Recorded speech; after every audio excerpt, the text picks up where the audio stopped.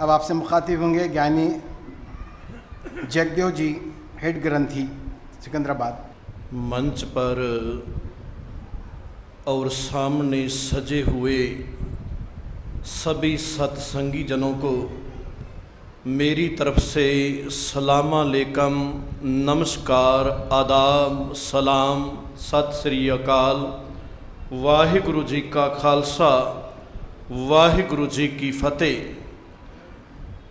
अभी हम मौलाना जी से विचार श्रवण कर रहे थे। उन्होंने सभी मजहबों की विचारों को टच किया और जब गुरु नानक साहब जी के घर से इस तरह के वचन पढ़ते सुनते हैं तो गुरु गोबिंद सिंह पातशाह जी ने जो ज़फ़रनामा लिखा पर्शियन में, उसमें एक शेर आता है, खामू बर्द बायद सवद सुख नवर, न शिकमे दिगर दर्द खाने दिगर। कि जो इंसान अंदर से कुछ है, बाहर से कुछ बोल रहा है, अंदर से बाहर से जब विचार एक नहीं होता तो मैं उसको मर्द मानने के लिए तैयार नहीं हूँ।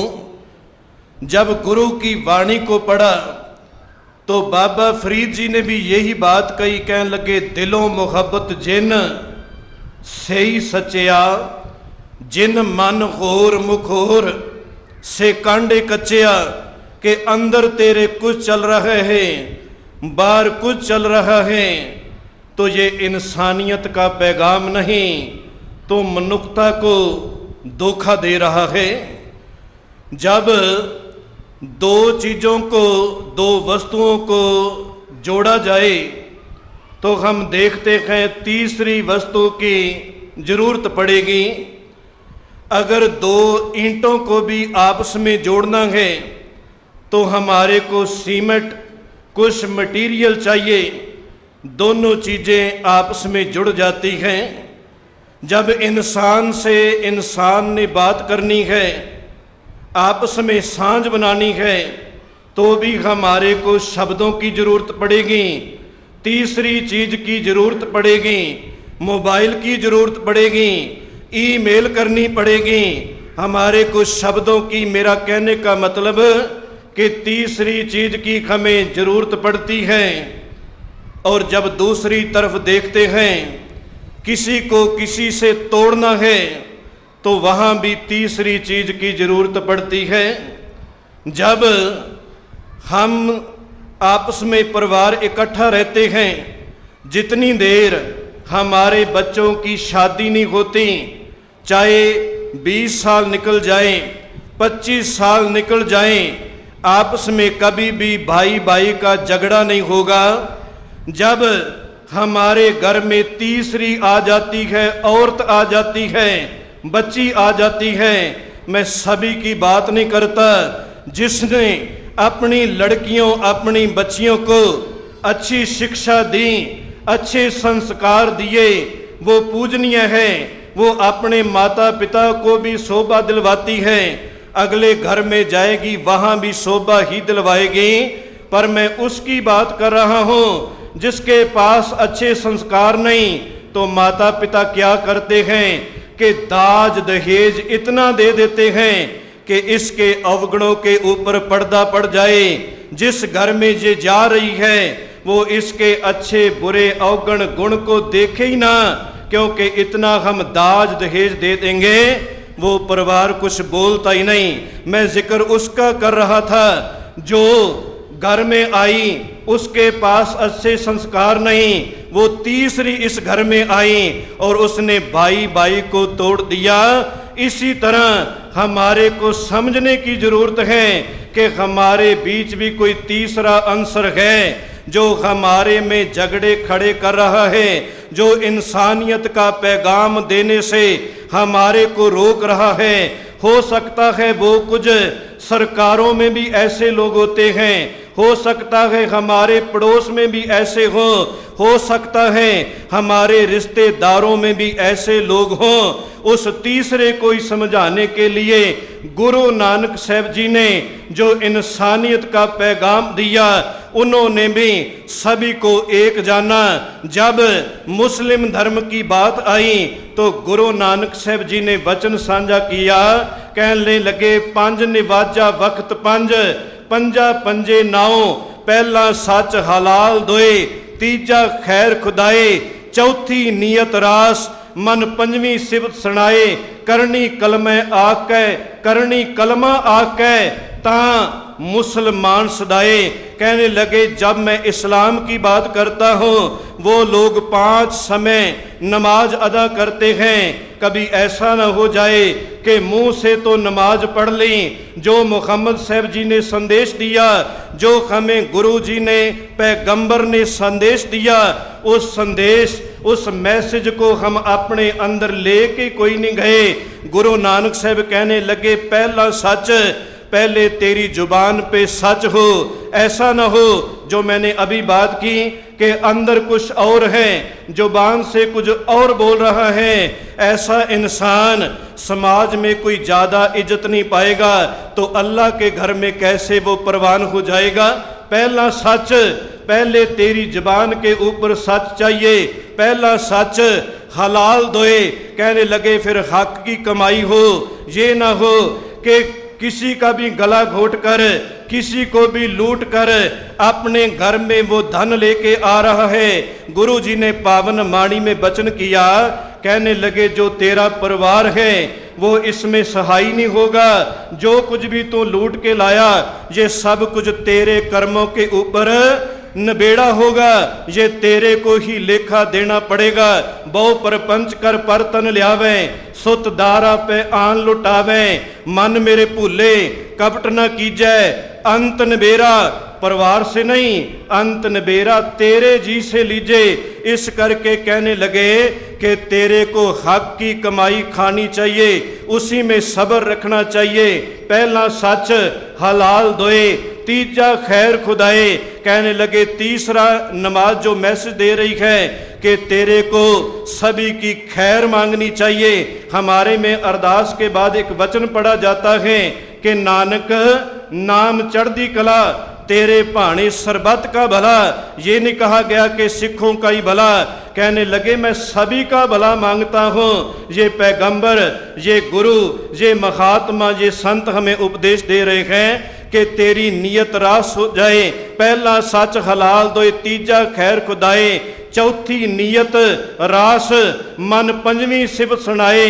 कहने लगे तेरी नीयत रास हो, चौथी नीयत रास, मन पंजवीं सिबत सुनाए और सिबत भगवान की करता हो। ये नहीं कि जो पलड़ा भारी देखा जाए बस उसी तरफ झुक के वहाँ के गुण गा के, उस मनुष्य के गुण गा के वापस आ जाए तो भगवान को भूल जाए।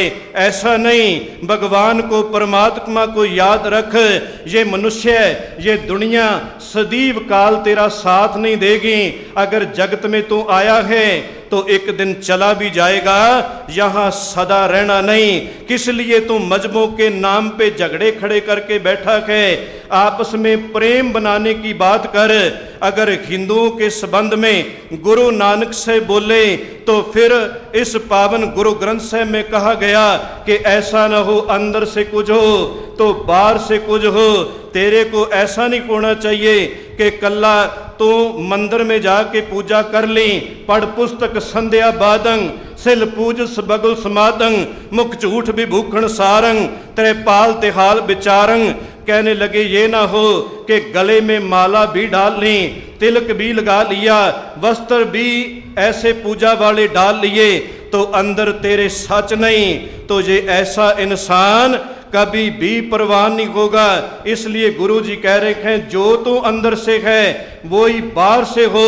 अगर सिखों की बात की तो ये नहीं कि छोड़ दिया, क्योंकि हमारे अब ऐसा ही हो गया सभी धर्मों में। अगर ब्राह्मण के घर में पैदा हुआ तो वो ब्राह्मण बन गया, इस्लाम वालों के घर में पैदा हुआ तो वो इस्लाम वाला बन गया, सिखों के घर में पैदा हुआ तो वो भी कहने लगा मैं भी ज्ञानी, मैं भी सिख। नहीं, गुरु साहब कहने लगे जितनी देर धार्मिक ग्रंथों में कहे हुए वचनों को नहीं माना गया, ना तू ब्राह्मण है ना तू सिख है। इसलिए गुरु के वचनों को पढ़ेगा, गुरु के पैगाम को अगर मानेगा तो मैं तो ही तेरे को मर्द मानता हूं, नहीं तो मैं मर्द मानने के लिए तैयार नहीं। चाहे लोग कितनी तेरी सलाहता कर जाए, कितनी तेरी उपमा कर जाए। गुरु साहब जी के बोल अत सुंदर, कहने लगे हो सकता है तो बहुत ऊंचा लंबा हो, बहुत सुंदर हो। लोग कहें कि ऐसा ऊंचा लंबा इंसान, अत सुंदर कुलीन चतुर्मुख ज्ञानी तनवंत, तुम बहुत अच्छी बातें कर लेता हो। तेरा जन्म मानी गई ऊंची कुल में हो गया हो। अगर तेरे पास ये सब कुछ है, धन है, दौलत है, घर परिवार है, अच्छी बातें तू कर लेता है, तू ज्ञानी बन गया। अगर अंदर कुछ नहीं लेके गया तो ये भी तेरा सारा पखंड बन के रह जाएगा। अत सुंदर कुलीन चतुर्मुख ज्ञानी तनवंत, मृतक कहिए नानका जे प्रीत नहीं भगवंत। सिख की बात मैं करने लगा था, साहब कहने लगे अंतर कपट चुकावो। जो मैं जिक्र कर रहा था कि ये नहीं कि गुरु नानक ने इस्लाम वालों को बोल दिया, हिंदू धर्म वालों को बोल दिया तो अपनों को कुछ नहीं कहा, क्योंकि जो पैगंबर हो, अवतार हो, संत महात्मा हो, पर थाए साखी महापुरख बोल दे, सांझी सगल जहान है, उनका उपदेश समुच्ची खलकत के लिए होता है। कहने लगे ए इंसान अंतर कपट चुकावो, मेरे गुर सिखो, ने कपट कमावो। हर की हर काल निहाल निहाल निहाल तो ही निहाल होगा अगर तू अंदर से कपट निकाल लेगा। अगर तेरे अंदर कपट है तो तू परवान नहीं होगा। डॉक्टर मोहम्मद साहब इकबाल ने बहुत अच्छा कहा, मैं पिछली बार भी ये वचन साझा करके गया था। कहने लगे कि एक मस्जिद बनानी बहुत आसान है, एक मंदिर बनाना भी बहुत सौखा है, मुश्किल उसमें नहीं आती। एक गुरुद्वारा भी बनाना हो सकता है सभी संगत से कोई चंदा इकट्ठा किया जाए तो रातों रात एक मस्जिद बन सकती है, एक मंदिर बन सकता है, एक गुरुद्वारा बन सकता है। पर जिसने वहां जाके बैठना है उसका मन इतनी जल्दी मानने वाला नहीं। मस्जिद तो बना दी शब भर में, रातों रात मस्जिद गुरुद्वारा खड़ा कर दिया, मस्जिद तो बना दी शब भर में। इमाम की हिरारत वालों ने मन अपना पुराना पापी है, बरसों से नमाजी बन ना सका। कहने लगे मन तो जिसको इस तरफ चलाना था, क्योंकि जो झगड़ा है ये सारा मन ही करवा रहा है। अगर मन गुरु की पैगंबर की बातों पे मान जाए तो शायद ये हमारे झगड़े ना हो। नहीं तो किसी विद्वान ने बोला, कहने लगे कि तेरी हालत को देखकर मेरे को ऐसा लग रहा है कि कुछ रोते में कट गई, कुछ आहों में कट गई, कुछ सोते में कट गई, कुछ गुनाहों में कट गई। मंजिल पे जाने वाले मंजिल पे जा लगे, राह बदलने वालों की राहों में कट गई। कभी ऐसा ना हो कि मजहबों के नाम पर, क्योंकि धर्म एक ही है, ये सब मजहब हैं। मैं कई बार मन में ख्याल लेके आता हूं, अभी भी जिस गाड़ी पे मैं बैठ के आया, चाहे आप भी आए हो सकता है उसका ड्राइवर जो लेके आया वो मुस्लिम भी हो सकता है, वो हिंदू भी हो सकता है, वो सरदार भी हो सकता है। लेकिन मेरा मकसद था यहाँ पहुँचना। मेरे को ये मतलब नहीं कि मेरे को हिंदू भाई लेके आया, मेरे को सरदार लेके आया, मेरे को इस्लाम वाला लेके आया। इसी तरह ही पहुँचना हमने अल्लाह के घर में है, भगवान के घर में है। चाहे वहाँ मोहम्मद से पहुँचा दे, चाहे वहाँ शिवजी भगवान पहुँचा दे, चाहे गुरु नानक पहुँचा दे, बात एक है। इन मजहबों के झगड़ों को खत्म करके जो पैगंबर मैसेज देते हैं, अगर उस मैसेज को मान लें तो हमारे झगड़े ये खत्म हो जाएंगे। नहीं तो माफ करना, ये ऐसी तरह इसी तरह ही चलता रहेगा। कोई तब्दीली हमारे में बहुत ज़्यादा आने वाली नहीं। हाँ, जिस दिन बात मान गए, बाबा जी ने पावन वाणी में भी बोला, आज मिलावा शेख फरीद, अगर आज ही तुम ये मान जाओ कि जो पैगंबर मैसेज दे रहा है मैं उसी के मुताबिक चलूँगा, यहाँ ही कह के चले जाएं कि जो आज सुना है उसके मुताबिक चल पड़े, तो हमारी लाइफ में ज़रूर चेंजिंग आएगी। नहीं तो चाहे गुरुद्वारे में चले जाना, मंदिर में चले जाना, मस्जिद में चले जाना, कोई बहुत ही हमारे जीवन में तब्दीली नहीं आएगी। इसलिए ये गुरु जी का मैसेज मानने का यत्न करिए। तो हमारा ये सारा किया हुआ प्रोग्राम जो है वो सफल हो जाएगा। इन्हीं वचनों से मैं विराम लेता हूँ। सभी का धन्यवाद जी। वाहिगुरु जी का खालसा, वाहिगुरु जी की फतेह।